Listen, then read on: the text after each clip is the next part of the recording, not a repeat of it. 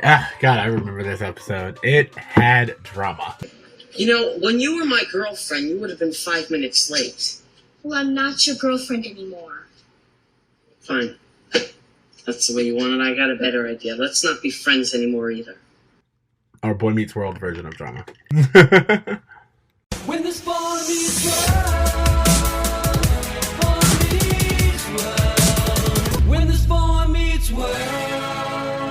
What up, bro? What up, bro? And welcome to Bruh Meets World. What is Bro Meets World? Your Boy Meets World fan cast, episode 60.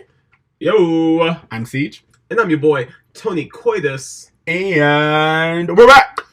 Yes.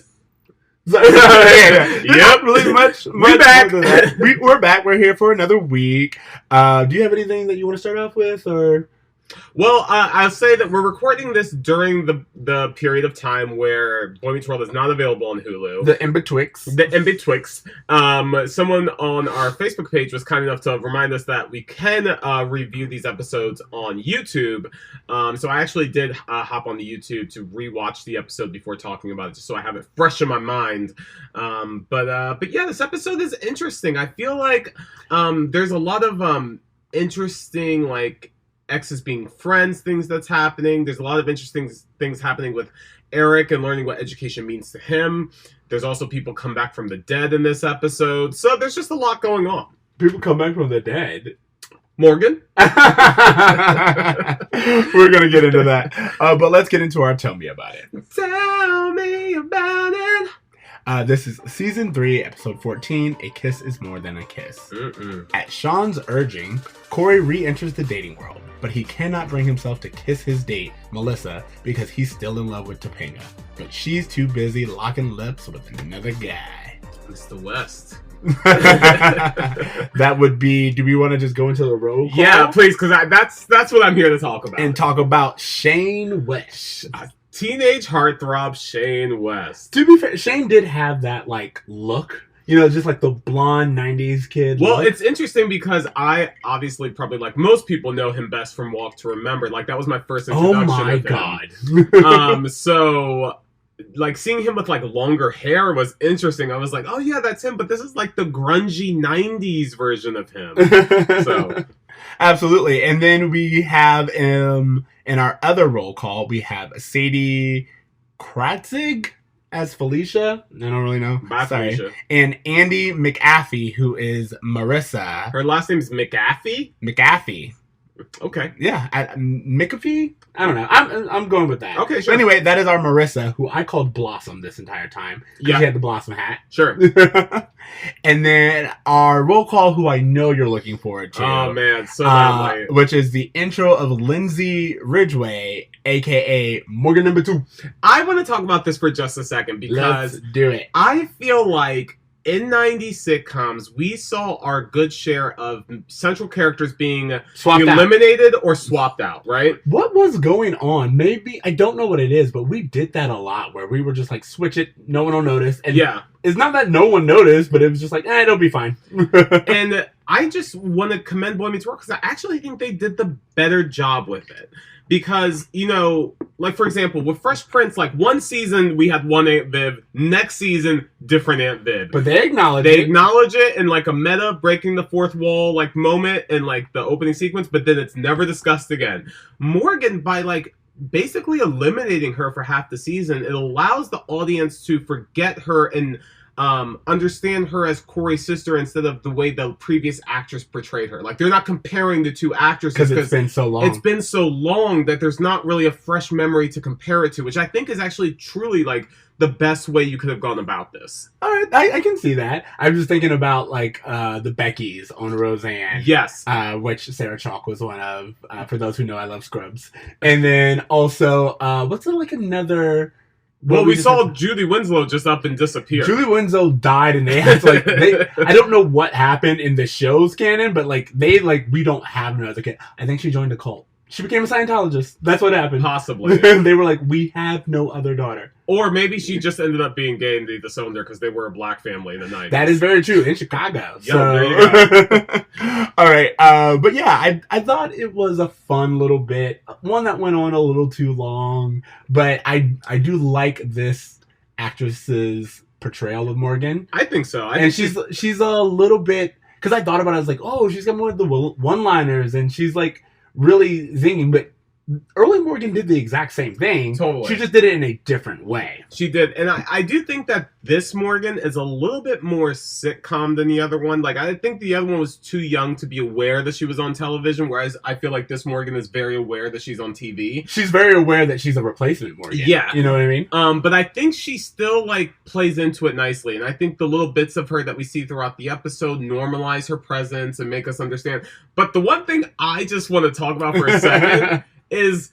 Morgan, where have you been for almost a year? I've just been in my room for a long time. The longest time out. It's the longest time out, and I think it's explained because she said, like, a bad word or something? I have no idea. I don't remember that at all, and I won't pretend to. But just the idea that she's been, like, living in a tower like a hunchback, Amy and Alan need to go to prison. Am I right? Has she been going to school? She's clearly been well-fed. We haven't seen her as the TV audience, but she's around. I noticed they never took her photo off of the mantle, but what's always interesting to me is old Morgan's photo is still there. So we're in this, like, weird Twilight dimension. Really? Look over the fireplace. We still have old Morgan over the fireplace. I like the idea that they are trying to have us believe that this is the same Morgan who is simply aged. Yes. Very interesting. What I'm hearing is, even according to TV execs, all white people look the same. I've been saying that for years. No, yeah, in all honesty, I'm just trying to think of, like, a modern take on that is to just have them, like a new video game just came out. Or, like, you know, like, it's like, oh, hey, where have you been, Morgan? It's like, oh, I've been playing the latest version of, I don't know, Assassin's Creed or something, you know? Like, I just feel like that would be, like, the modern version. Some kind of thing. I don't know why didn't it just say, like, she was at, like... Summer camp? I know it's, like, the middle of the year, but yeah, something like that. But honestly, it doesn't really matter. It doesn't, but I'm just saying, like, in the whole TV trope idea of this character's been gone, I feel like a very... modern way of doing that would just give them like an obsession that we all do, or you know, it's like, I've been binging the last few seasons of my favorite show, you know. Yeah, definitely. That was my only thing. Okay, do you want to talk about the episode? What about she got a boyfriend? Who? So, Morgan, like, she had like a little boyfriend, and so she just kind of you know. This was back in the 90s where we were definitely not giving little kids, well, actually I was gonna say we weren't giving little kids boyfriends, but Little Richie had Naya Rivera. Totally. So I guess you're right. It would have been, we could have had some Taj Mowry crossover. Ooh, he's a smart guy. Good for you. I'm very proud. Okay, talk about the episode. Okay, so let's do our two storylines, which is the A storyline. Yeah. Is, of course, Corey and Topanga in this dating situation. And then the B storyline would be Eric and his college admissions. Yeah. So I would love to start with B because I feel like that just takes up less time. I definitely want to talk about Eric because Eric in this episode, he is, Feeny finds him reading a rejection letter. He got 30 to 40 rejection letters. Which, by the way, like, when he said that, like, there wasn't... Dude, has this dude never heard of community college? Like, what is the problem? So, it's really funny because I didn't think about that, but you're right. So many times, even when we're watching, like in other shows, community college is never really shown as an option, except in the show Community. Yeah. But, outside, I mean, and even that's played for like a joke and laughs. Very rarely do you see someone say, hey, I'm going to go to a local community college, work my way up, and then try to get into an Ivy League. People treat, like, community colleges like it's like clown college. Yeah, well, that or just like the minor leagues. Yeah. Something like, you know, well, you'll be lucky to make it into the majors after if you get into there. But it's like, dude, this is community college. At least as far as I know, I don't know if it changed. community college was a direct path to a state school. You were almost guaranteed to get into a state school if you went to a state community college. And you saved money. I wish I had done it sooner. It was, I wonder if that's a millennial thing, though. That, like, as They the created price, the price increases happened, like, it's made community colleges more of a option. I talk about this all the time. My boyfriend, who went to college around the time Eric would have gone to college, one semester of my education was his 4-year college education. Yeah. So, yeah. But yeah, I thought that was really interesting that he didn't even think of, like, even, like, there's no way that, like, a non-competitive school would have just let him in based on simply applying, but whatever. I assume he's applying to Harvard and Yale and all these places that he only knows by name. 40 school rejections. That he's applying, like, what I imagine is he's applying to literally everything that's, like, within a reasonable distance. I refuse to believe that he wouldn't get a simple yes or even a waiting list, regardless of his grades. I mean, yeah. What was the name of the school that he... Boris. Yeah. Boris College. Yeah, so I will say that there's a few things. One, it's the fact that I love Feeney's whole... Feeney says something along the lines of, hold on. No one likes rejection. Keep applying and keep trying. You and the right college will eventually find each other. Which I think it's Feeney's mature, like, educator way of saying, yeah, you didn't really do the work that you need to do, but there's education for everyone. And if you really keep trying and you keep putting yourself out there, you'll find something. I think this episode is kind of low-key, like, majorly important to Eric's arc. Absolutely. Because not only is this, like, you know, we're really seeing what college means to him, there's this storyline is a typical Eric get-rich scheme thing that old Eric would have fallen for. Absolutely. Wait, all I have to do is fill out this piece of paper and I have a degree? That seems like something old Eric would really be down for, taking the easy way. And it was almost like this time he was like, no, I don't want to do that. And I want to work harder. And there's a girl that he's sitting with in the cafeteria who was like, oh, maybe I should try to get in this college. We could party together. And he's like, I'm not going to be doing too much partying, but we can study together, which is huge for Eric. Yeah. I just thought it was like, I remember the 3 teachers, of course, being at the table when he's talking about Boris, and everyone's just like, Boris University? Like, are we serious? Are we buying this? And it kind of made me feel sad, because I think everyone just sees it for the situation that it is, which is he's feeling left out. And they're all his teachers. They know his grades. And so they're like, even on the off chance that he got into this doesn't sound like a respectable university. Well, it seems as though Eric figures out pretty quickly that Eric was onto it. But the reason why he tells Feeney that he kind of just went along with it, he's like, you know, all of my friends, everyone else is so excited about where they're going next year, and I don't have that. And I gotta be honest, it made me wonder, like, why does Eric want to go to college? Everyone else is. Because everyone else is. There's no, like, I want to go because I want to study this. Like, we do find that later in the season, like, where he kind of gravitates towards meteorology. But prior to this, there's nothing like, oh, I'm really excited to become this. He's just like, no, I want to do what all my friends are doing. Absolutely. And I will say, we've had this conversation before, that's common of a lot of people. A lot of people were just told they were going to college, and you go to college, and some people even get in and they go their first semester, not because they want to study or they want a better life or they want a degree, but because that's what they were supposed to do. And also, I will say that as an 18-year-old, when you don't really know what you want to do, like, going through the pattern of school seems a lot, like, safer than just, like, going out into the world. Absolutely. So, like, you're used to going to school. You've been going to school your entire life. So to stop going to school can sometimes be a more drastic change. So you just go to college because it's what you've always done. It reminds me of, I don't know, you've seen it, but I don't know if how many of our listeners are familiar with the show Girlfriends. Oh, yeah. Like, one of the main characters, Lynn, her reoccurring joke is she stays in school for so long because it's easier for her to go into the real world. So she just gets master degree after master's degree. And yeah, that's a really big thing. For me, it made me think of those schools where they put like they list who got into what, and it's like plastered over everything. Our school didn't do that, I don't think. But I think we did have like a school spirit day where the seniors were supposed to like wear a school shirt or sweatshirt from the college they were going to.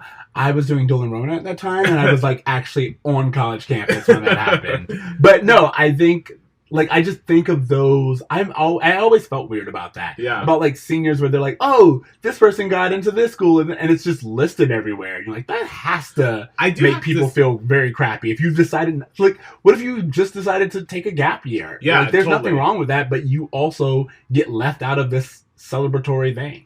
Yeah, I don't remember there being this like public, like even conversation really about where people were going. Like I might ask a friend one-on-one, but it wasn't this like huge thing really. Yeah. I don't know. Yeah. But I do like how at the end of this storyline, Eric gets his recommendation letter from Feeney. And the recommendation letter is great. Absolutely. Because it's really, I think it's true to Eric and Feeney's relationship. What's he say? He says, enormous potential, someone I'd bet on. Yes. Which I just thought was just perfect for where we are with Eric and Feeney's relationship and what we know of Eric, because I 100% agree. He has incredible potential. Does he ever reach it? That's a subject of debate. I mean, to be fair, in Girl Meets World, he's a politician. So, I mean, take for that what you will. There you go. There you are. But yeah, so I really do think that this was really important because I now see that, like, school means more to him than partying. I now see that, like, he doesn't want to just get into any school. He wants to get into a good school, and he wants to work for it. And so all of those things, I think, help shape the Eric that we're going to see going forward. Yeah. Okay. A story. Oh, just real quick, I just want to say Eric says a really funny joke where he's like, Mr. Feeney, I'm no brain surgeon. Well, according to Boris, I am. Yeah, because he said, I figured it out when they sent me my diploma. Yeah. In the mail. And you're like, okay, yeah. And that's also, this is a complete tangent, but I do have a problem with how we do school applications in general. It costs a lot of money to apply to school. And I don't know in the 90s, but I'm imagining all the money he spent applying to all these colleges. Dude, it's like $50 an application, right? That's what I'm saying. Like, all of that, plus you still have to write individual essays and stuff like that. You're not like, yeah, because every school has a different criteria for Absolutely. What you need to submit to apply. And this is what I'm saying. It's like, that to me, it's really frustrating to know that we put this much weight on children, basically, to have to apply to so many things and spend so much money, when we know for a fact, like, it's not for everybody. Dude, they're force feeding us that blue pill, so that's your indoctrination into the system, bro. I was thinking, like, in all actuality, it's just like applying for a job where you have to do it every day, and you're just preparing just you. So many. But at least with job applications, for the most part, you don't have to spend any money to do it. No. Whereas with college applications, it totally it's very costly. Yeah, you have to like get a suit, get some clean urine, and you're good to go. I love how you have to include clean urine in there. Okay, a storyline.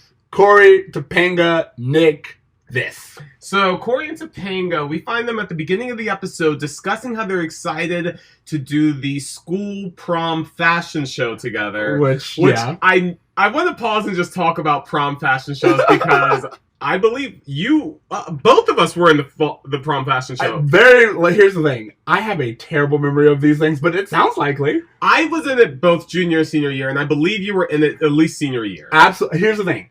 Does it sound like something I would have done? Yes. Is it something that I remember? Not at all. Oh, I remember it. I remember Travis Pate playing Lifehouse as I walked out in my suit with my high school girlfriend. Oh my god, dude. It was, who coincidentally named Marissa. Yes, that's right. Small world.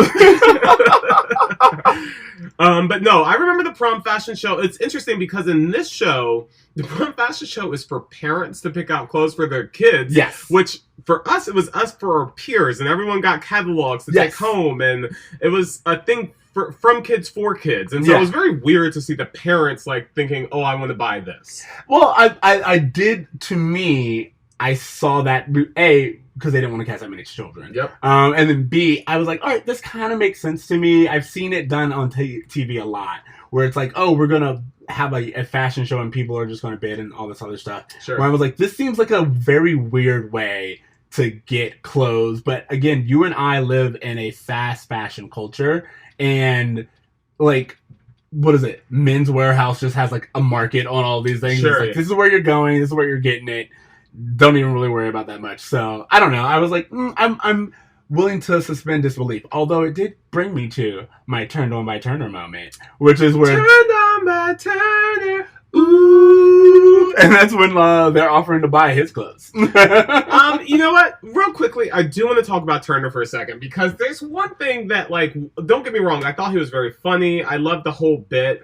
But to me, I couldn't help but just be like, oh wow, it's so crazy how Jonathan's character has changed so much since season 2, as far as being a central storyline. Because, you know, by the time Sean moves in, like at the end of season 2, I can't imagine the show without him. Yeah. And then when he pops up in this episode, I'm like, bro, like, what is your purpose exactly? Like, you're living with Sean, yet I see nothing of that relationship growing at all. Sean is out of that Turner's house most of the time. Well, last week, remember, we had a little bit of development, and we got to meet some of his old flames and his old lifestyle. So I feel like he's not contributing to the Boy Meets World show. Like, everything this season has been like Boy Meets World and then some side tangents of like Jonathan and Eli doing 20-something shit. absolutely, what would be now a web series. Yeah, so it does feel very like I can see how the show is losing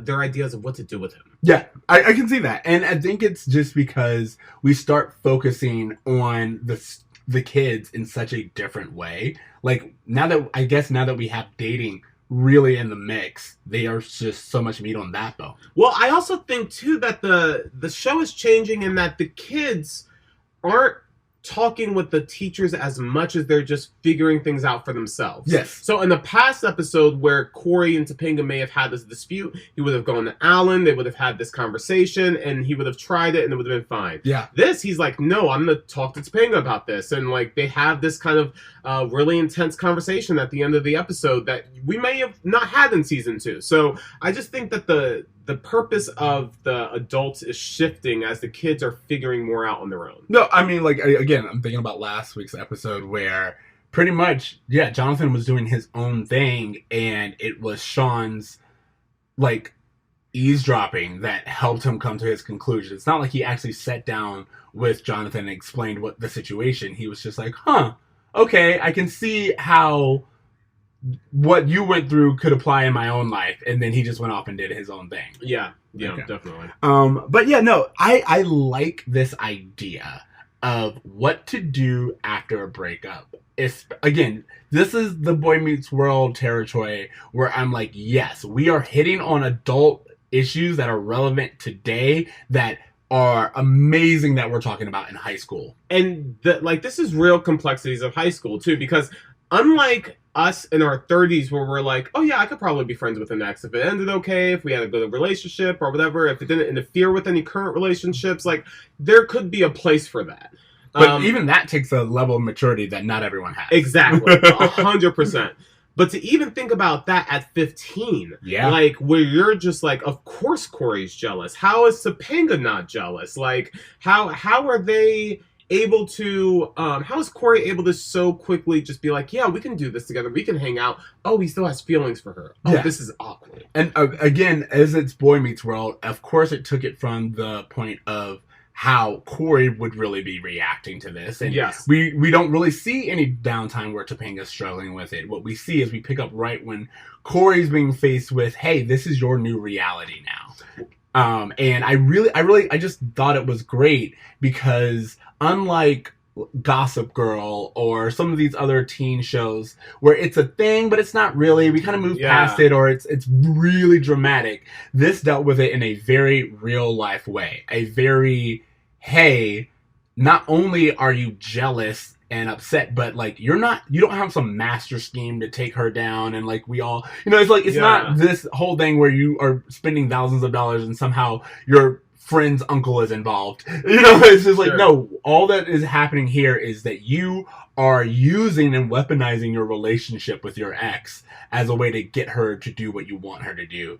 And she very rightfully is like, that's not fair. Well, you know what? As a kid, I couldn't quite understand Topanga being able to move on so quickly. But as an adult, I was kind of like, girl, you do you. You're single. Yeah. You're out there living your best life. Like, you're doing what you told Corey, hey, we are breaking up to see other people. Like, Absolutely. That's the reason we're breaking up. And so she took it more seriously, and she kind of opened herself up, as I would expect from someone like Topanga, who just has a more open understanding of kind of this hippie worldview of just like, you know, I can... She has emotional maturity. Emotional maturity, yes. And it's the type of emotional maturity that for her character right now makes sense. It's the type of emotional maturity where she does what the storyline would call a mistake or weird, or, you know, it's like she's just not this angelic being who's waiting around for Corey, Yeah. which, like, again, most other TV shows would do. Topanga's living her life in the way that she knows how, and she's holding Corey to a certain expectation that's not unreasonable. One of the things I really liked is that when Corey confronts Topanga about having seen her make out with Shane West, Yeah. She doesn't apologize for kissing him. She's like, I'm sorry you had to see that. People are staring at Well, us. let him stare at us. That didn't seem to bother you last night at Chubby's. You were there? Yeah. I mean, how do you think that made me feel? Corey, I'm sorry you saw that. Well, we both knew we were going to see other people. I know, but you're not supposed to kiss anybody else.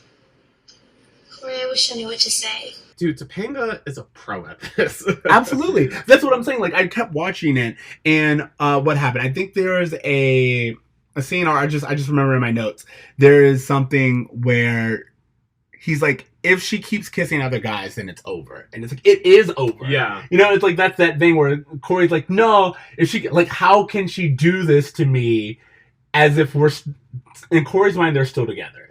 And Topanga has to be like, we are not. You need to accept that reality. Nick is who I'm dating. Get used to it. It's also, I think, pretty believable for Corey to feel all this. I would actually think it would be strange for him to be excited to go out and date, considering like that he and Topanga were like these star-crossed whatever. Like they just, I don't know. For him to move on would be odd. I think he needed this time to kind of like mourn and be told to like, hey, you need to grow up, for him to kind of snap out of it. Absolutely. Well, again, I love that there's a line in it where, very truthfully to just how men mature in general, but Corey's like, I'm supposed to see other people, you're supposed to wait until I die. And like that right there is so real on how most people feel when there's a breakup, and it's amicable, and people are like, hey, we're gonna see other people and we're gonna do other things. I've mentioned this a few times, but one of my favorite books on polygamy or open relationships or all these stuff is called The Ethical Slut, and it really did, for the very first time, illustrate to me how many people are like, oh, I think we should be in this type of relationship, and what they really mean is, I think I should be in this type of relationship and you should come along and allow me to do these things. Yeah. But when it's the other person has equal time and equal right to do all the things that you want to do, all of a sudden it's like you've lost something. And you're like, wait, no, that's not how this is supposed to work. Sure. And it was just, again, to me, very, very enlightening. One thing that I thought was super interesting, to your point of how men and women kind of respond differently to these types of things. Topanga has this really kind of big idea, and I have it in my notes that I wanted to talk about. She says, sorry, just one second. Uh-huh. Cut all this. Yeah.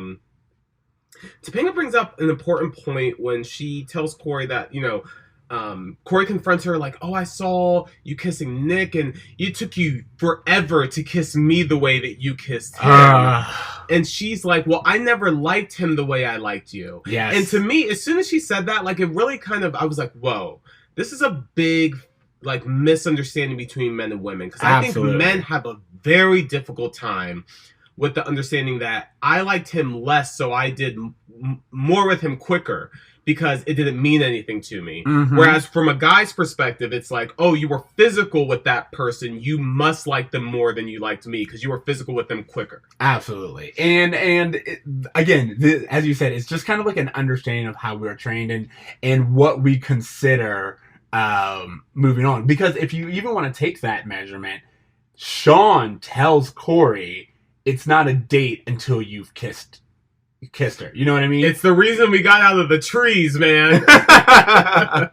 A date is not a date until you kiss. And I think that that's really interesting because that shows where the male mindset is. It's like, oh, it's not even...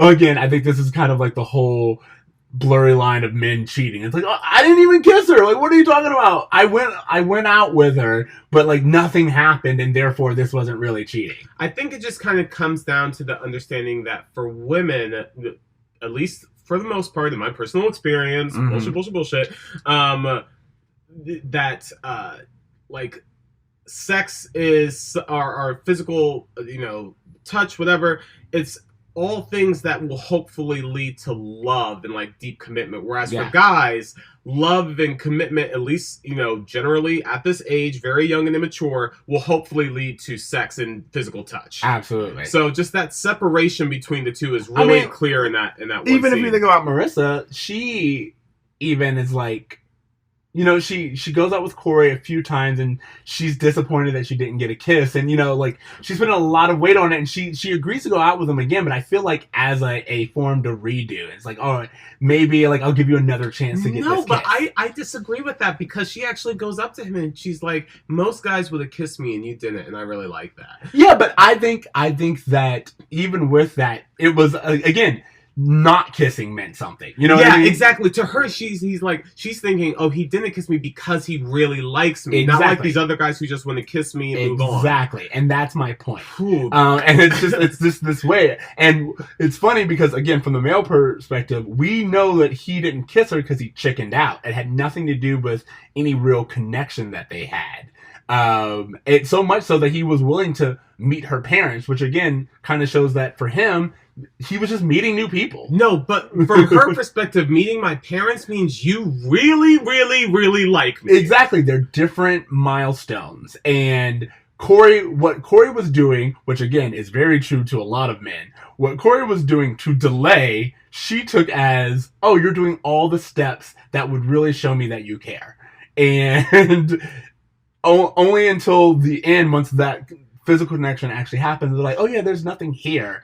To me, it's not necessarily time wasted, but it is this whole thing of like, yeah, you guys could have gotten that over with had you either been straightforward or not led her on by doing the things that if you were to really I don't know, like I guess you could interpret it that way, but I think there's also a lot of signs that Corey was not trying to lead her on. The first date, weren't even in the same theater. Second date, not even in the same row. Like he is keeping a distance that could be easily misinterpreted.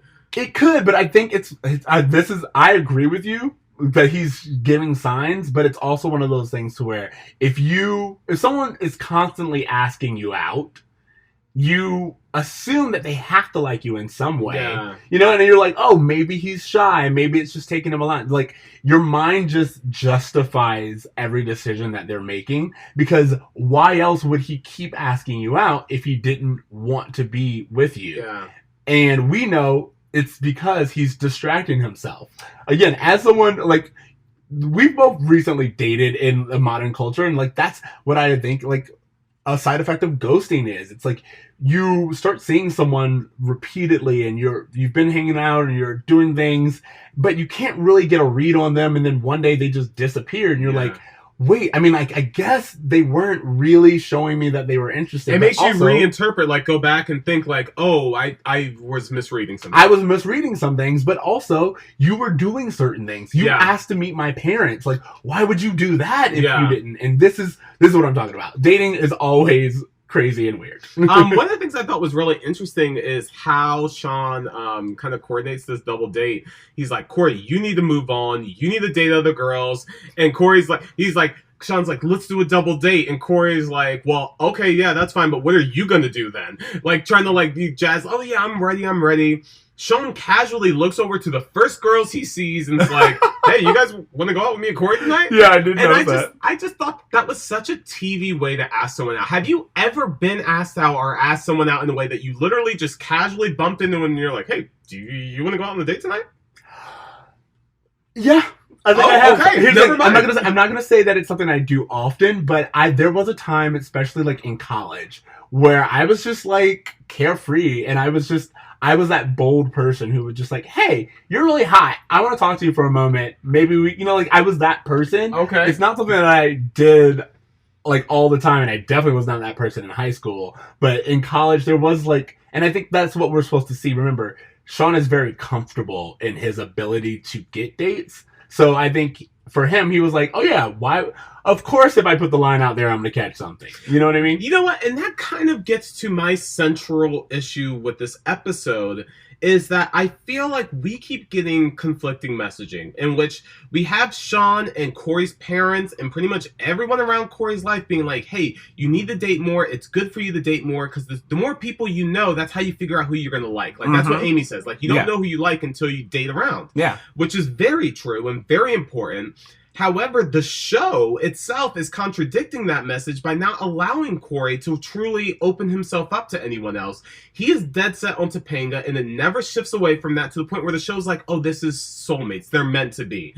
And I have to be honest, I really think one of the negative things I took away from the show as a kid was this idea that you were supposed to meet one person and that was supposed to be it. And I didn't really date around as much because I always thought that this was the way it was supposed to be. Yes. Versus, no, that's kind of the opposite. You meet more people, you realize, wow, I don't like the way this person talks to me. I don't like the way this person treats me. I don't like the way this person behaves. I don't like the way this person treats service people. I don't like the way this people talk to their parents. Like, any of that shit that comes up. It takes time, and I just really regret, because the one time that Corey actually does open himself up to another girl, Lauren, that shit...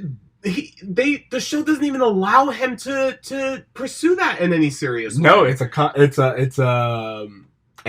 event, and it's a wrinkle in their love story. Exactly. Versus just being like, no, like, we're young and I want to meet someone else. And yeah, I think about it. It goes back to that whole, as you were saying, meant to be storyline that we really, really did in like the 90s, where I think of like Steve Urkel and Laura. Mm-hmm. And don't get me wrong, they at least dated other people, but it was always this thing where what would be seen as pestering or stalking was like endearing. And it's just like, oh no, they just really like you. And the same thing with here. I love that Topanga just shuts him down and she's like, I am not your girlfriend. You need, like, I am your friend, and I don't want to lose my friend. But if you keep behaving this way, I won't even have that, because you are not respecting me as a person, and I get that we had something real, but this is not, in a very meta way, this is not a TV show. You don't just get to own me, and I'm yours, and we wait around for each other, even though that's what we eventually do. It kind of makes me realize, like, how much on 90s sitcoms there was this, like, person who was supposed to be, like, this playboy date person, but they ended up, like, settling very quickly. Like, I immediately think of John Stamos and Jailbird Becky, how, like, he was supposed to be, like, this heartthrob, but he ended up just being in a monogamous relationship for a majority of that show, and how they often have these characters that at one point find freedom in dating, realize at some point, wow, what I'm really missing is this. Yeah. And I feel like that's a pretty consistent message that I've heard from 90s television. I don't think we get that a lot. And I think Sex and the City changes that. I think that's the first thing. I was going to say Sex and the City, and then also I'll say Friends. Friends ends with Joey. Like, don't get me wrong, most of the Friends do. But Joey, who was and always has been seen as this playboy, Joey ends the series single. You know, it's like they don't have Joy meet someone and then the next day he's in this long-term committed relationship and is about to have a kid. You know, which is what a lot of TV shows would do. But, I mean, for 4 of the 6 to end up together, that's still... No, I'm saying I agree with you, but I'm also just saying that we are starting to get certain characters. And I will also say that Joey's not seen as, like, happy with it. He wants something deeper. But But yeah, it's very complicated. One thing that I liked and I just wanted to bring up is the line of the first date after your relationship is really tough. And I definitely globbed onto that because it's something that we really don't talk about, especially to boys. I think there's always the divorcee woman who talks about, and we see a lot of time in movies or television where it's like she's getting back out there and how hard that is for her and her body's not the same and does she have kids or yada yada yada. But we very rarely see a guy having problems getting back into the dating pool unless of course it's like he's having a complete breakdown and it's clear that he's exaggerated. Upset. Yeah, it's very exaggerated. So. No, yeah, definitely. I think that there's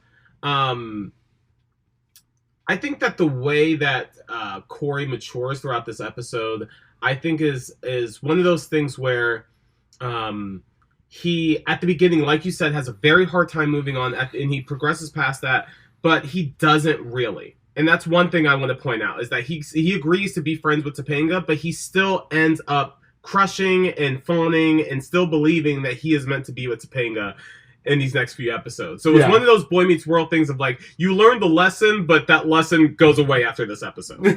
Well, also, I think there is something, or there can be something to be said about respecting someone's choice, even if it's not what you want. You know what I mean? Like, there are plenty of people, or there are crushes that you have or whatever, where you're like, oh, this won't be what I want it to be.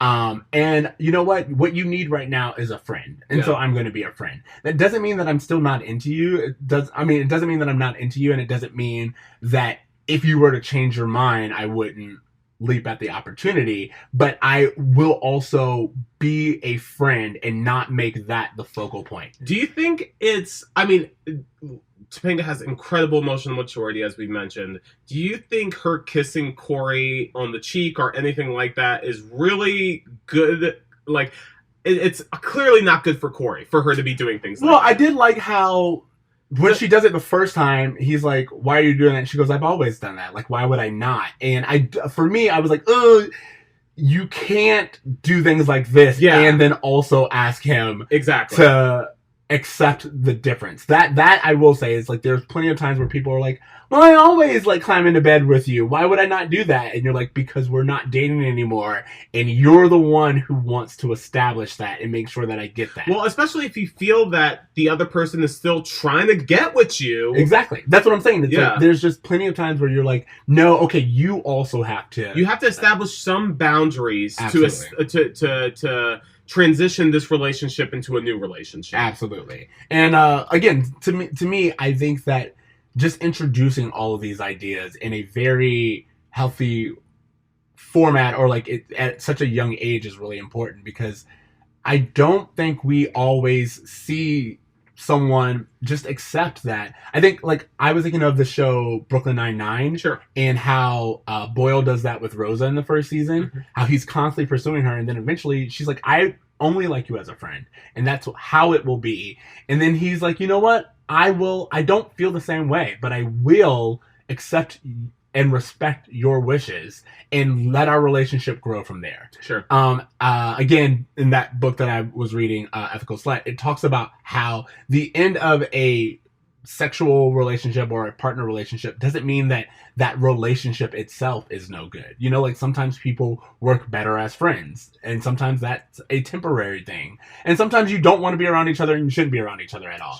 All of those are options, but sometimes you don't have to throw everything out just because you didn't work as a couple. Which is what I like that this episode does.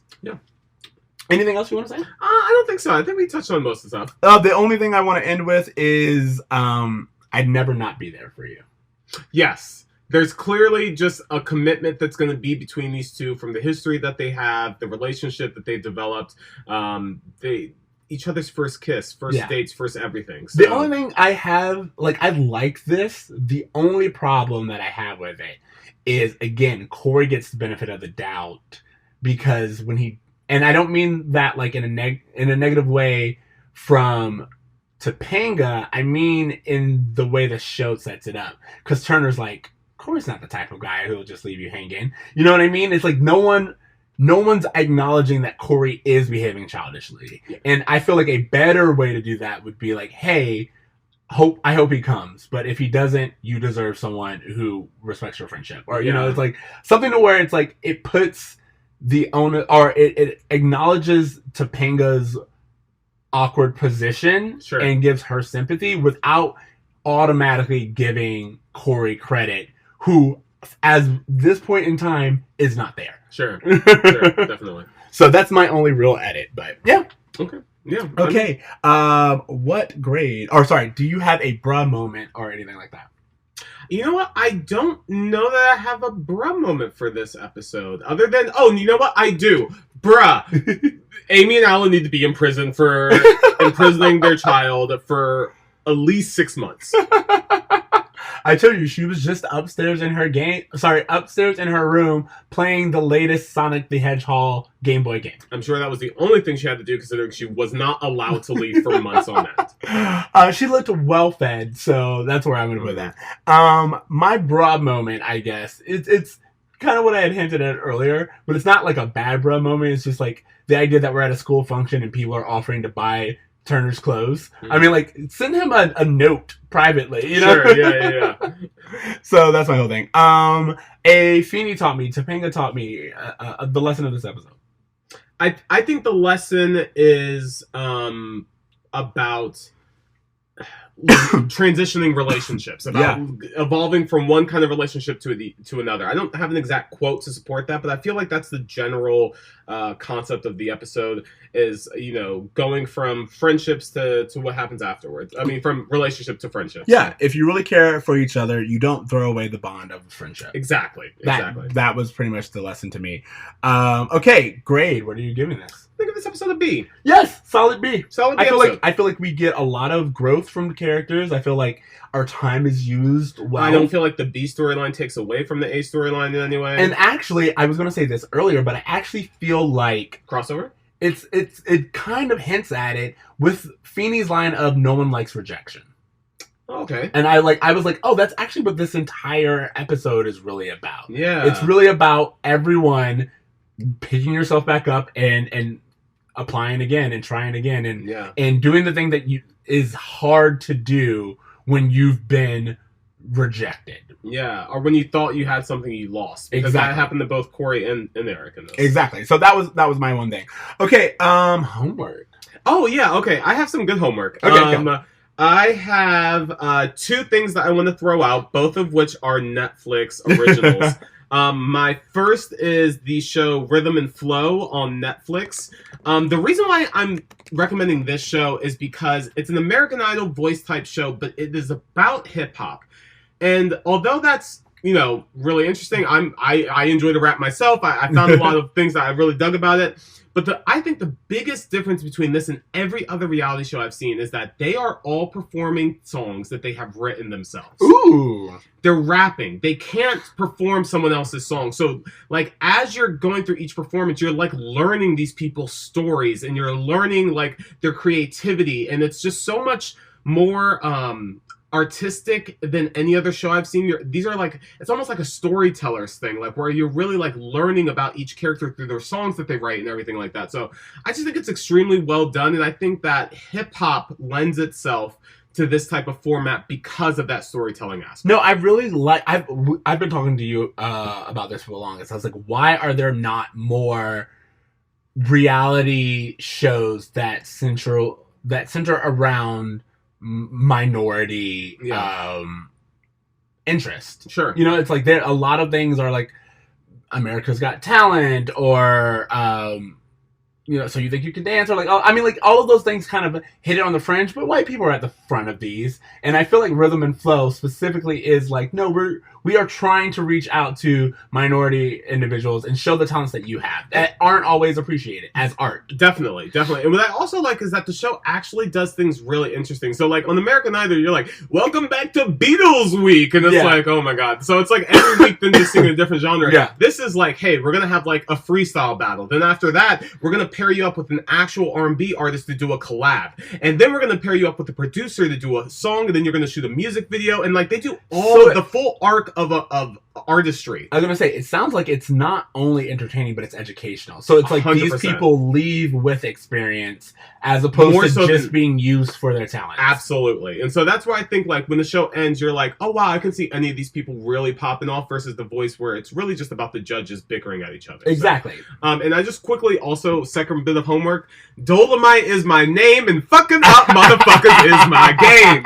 Eddie Murphy is back, y'all, in an R-rated comedy where he belongs. I really thought the brother lost it because obviously he hasn't done anything in like 11 years, like anything really big. And he also just, anytime I've seen him in interviews, he just seems kind of quiet. He seems reserved. I thought maybe he lost his Eddie-ness. His bite. And it's I'm realizing he's 60 years old, one. Yeah. He's an old man. Like, he doesn't look it. He looks Yeah. great. But as soon as that, like, you watch that movie, you're like, oh man, the kid is back. And I really thought that he gave an amazing performance. I thought the movie was shot really beautifully.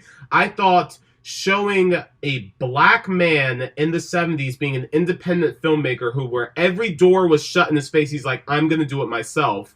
That's the story of Dolomite. It's a story that anyone can relate to, and it's just done wonderfully. So, I will say, watching it at the end, like, I wasn't in love with the movie, but I just, like, this is my whole little thing, and it's a little tangent, but, and nonetheless, watching the movie, the moment we meet his female counterpoint or whatever, I was like, her story is way more interesting to me. Yeah. Tell me her story. Like, yeah. Don't get me wrong. We can bring him into it, but like, why are we not following her? She came, like, everything you told me about her, I am 10 times more interested in than this, what would be a failed male artist until he reached success, which is so common. I don't know. I think the draw of the story, and I think the thing that people are getting from it is this idea that when no one else believes in you, you have to believe in you. That is such a common male No, but this trope. it's not a trope. This is a real life I story. know, but like, these are the movies that Hollywood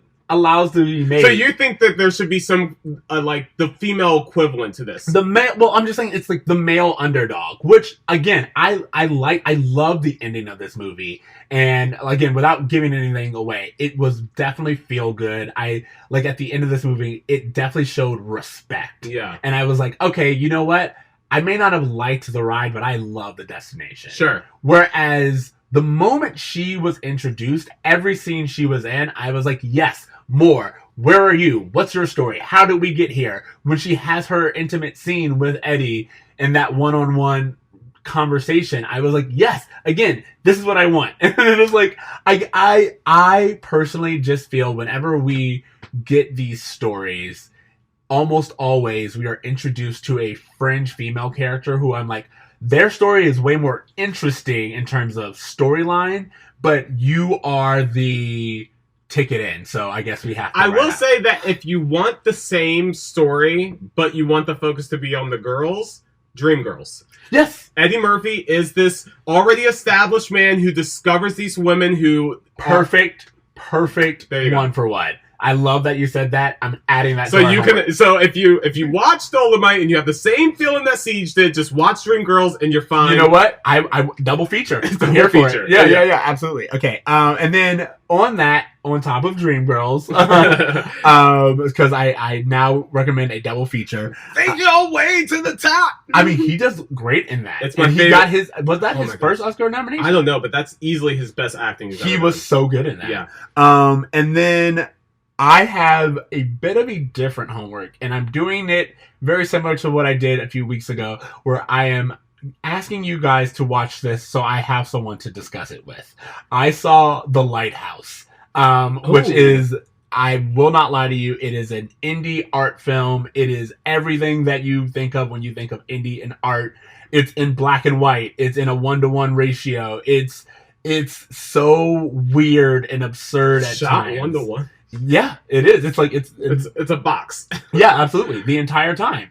And when you learn the history behind it, or like the background of the movie and the production, it's even more interesting. But watching the movie is just such a weird trip. And okay. I want someone else to watch it so I can talk to them about it. I will not recommend this. This is not Dolomite Is Your Name. This is not a Netflix show. This is definitely something that is weird, and you have to be into indie art films in order to even like stick with it because it's like 2 hours or something like that. Did you ever see the Nicolas Cage movie where his like wife gets like murdered or taken away from him and he has to like revenge? It just came out like a few years ago and it was super artsy and independent. No. Okay. You can omit this, but I like. Yes. Yeah. It's that like just that weird art. I need to talk to someone about I this. will say this: Robert Pattinson does a way. You're like, oh, you're right. I never would have thought of you as anyone other than a teen star. And so you're saying that Robert Pattinson isn't a bad actor. He was just playing the part that he was assigned in Twilight, and you could very easily see him as Batman. I will say that this movie is what he needed to do in order for audience to take him seriously as Batman. I will say that. And then I will also say that Willem Dafoe is Willem Dafoe, and always and forever just ludicrous craziness on screen. But because it's Willem Dafoe, you're like, yep, I'm here for every bit of this. So, those are my homework assignments. All right. Thank you guys for listening. Willem Dafoe seems like the kind of guy who grins during sex. Absolutely. And I'm not going to lie, I'm weirdly turned on. Ooh. I mean, like, here's the thing. Would I ever? Maybe. But, like, it's just, like, out of curiosity. I don't know. We're learning a lot about it. Try Green Goblin. Why not? Okay. Thank you guys for listening to Bro Meets World. Remember, you can find us now on all the places: Spotify, iTunes, Stitcher, Google Podcasts. Leave us a rating. We appreciate it. You can follow us on Twitter and Facebook at Bro Meets World, or email us at bromeetsworld@gmail.com. You can find me on Twitter at Extra Ceej. That's XTRACEEJ. TC? You can find me on Instagram at @abraverme @braver.me You can find me on Instagram. Guys, you know what? We are getting closer and closer to Disney Plus. So the return of Boy Meets World will be coming to your streaming services. But as we mentioned, you can watch really terrible versions of these on YouTube if you guys want to continue to follow along with us. Yeah, it's just like a slightly sped up version, which of course. But if you want to follow along, feel free to do so. Also, please remember to dream. To try. Dream girls, what you say? Oh. And do good. Be a dream girl, dream. Later, bros. I'm gonna say later, dream girls, but okay. I think maybe it was one too many. Either way, later, bros. Later, bro.